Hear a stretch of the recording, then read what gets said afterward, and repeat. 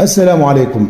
ما هو السبب الحقيقي وراء غياب اللاعب أشرف عبادة عن قائمة المنتخب الوطني المشاركة في كأس إفريقيا للأمم 2025 في المروك؟ بداية، أشرف عبادة في رأيي هو أحسن لاعب في المنتخب الوطني المحلي أو الرديف في كأس العرب، وبالمستوى الذي قدمه يستطيع أن يكون أساسي حتى في المنتخب الأول. ولكن من المتسبب في إقصائه؟ هل هو بوغرة أم بيتكوفيتش؟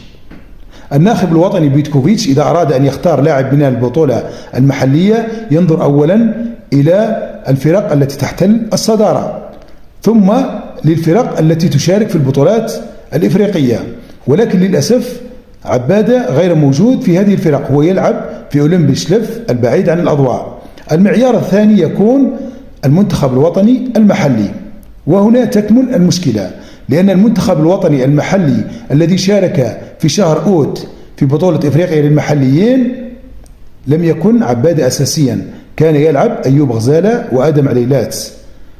وبالتالي من المنطقي أن بيتكوفيتش لما يرسل القائمة الموسعة التي تضم 55 لاعبا في شهر نوفمبر لن يكون ضمنها أشرف عبادة، لأنه لم يلعب أساسي حتى في المنتخب المحلي. ولو لعب عبادة أساسيا في المنتخب المحلي وتألق لكان ضمن القائمة، وبالمستوى الذي قدمه في كأس العرب سيكون 100% في بطولة كأس إفريقيا. ولكن للأسف الآن قد عرفتم من هو المتسبب في إقصائه، وهو بوغرة.